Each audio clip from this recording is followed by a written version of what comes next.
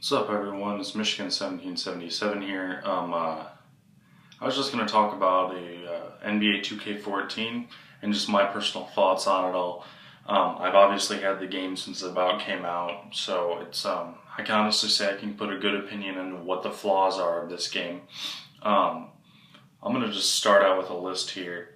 My first biggest issue that I'm having in this game is just how flat out stupid the AI is sometimes. I mean, there's just multiple times where it's simple stuff like a layup, where they make try and go for like an underhand layup. Like, what is the point of that? I had a game today I was playing with my friend, and there's 5 seconds left. I throw it down to, I'm playing as the Pistons, I throw it down to Andre Drummond. He goes for an underhand layup under the hoop, and it gets blocked. Now, I don't know about you guys, but I had a wide open left-handed layup. He could have easily hit it. But he decides to go for the underhand, which loses me the game. He gets the rebound, then takes him forever to put it back up in the second place.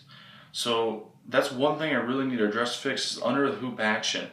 Sometimes I'm just curious why in the world they choose the certain layup animations that get blocked like blatantly. It's like, you're a big man. Why are you doing underhand layups? You can easily just go up and have no issue putting it in.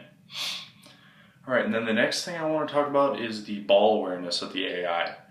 I don't know if you guys have seen this, but when you get a steal, I'm sick of the ball going and then bouncing off your guy and he doesn't pick the ball up. Like, why? The ball's in your hand, it's at your feet. Can you really not pick the ball up? It's right in your hands. He just runs by it, or it just completely misses him, and then you end up not getting the turnover. You end up having issues where you have the turnover. So I'd like them to fix those two things to start.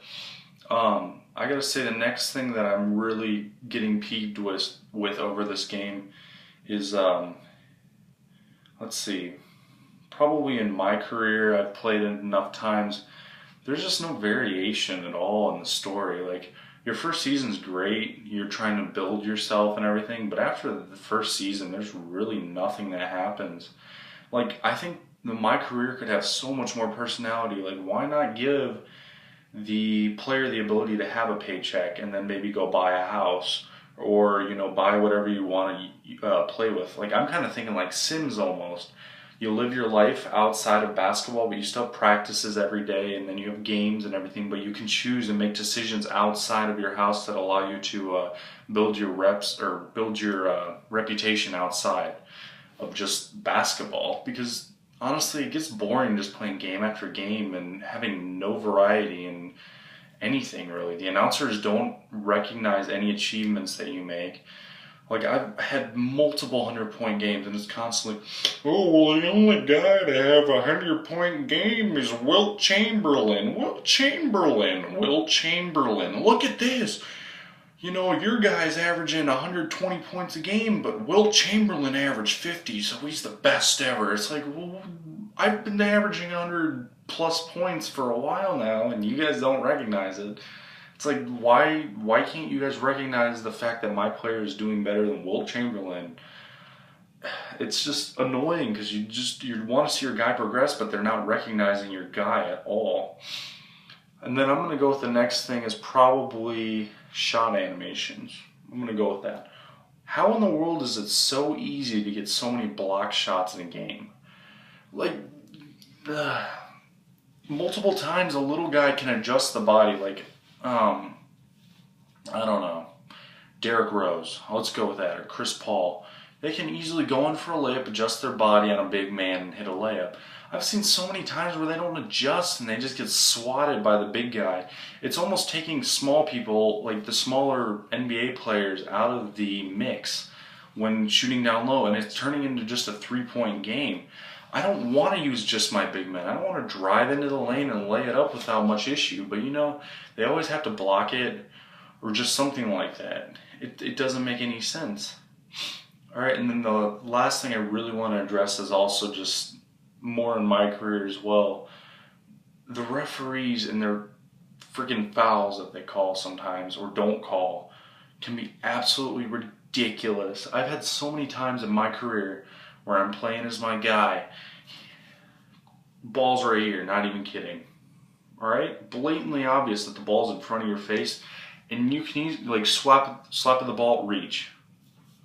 How is that a reach? How many times have I been called for a reaching foul when it's blatantly obvious that wasn't a reaching foul? Or when the ball is being held out from the side, you can reach in and swat at the ball. That's not a reach in. That's just trying to get the ball.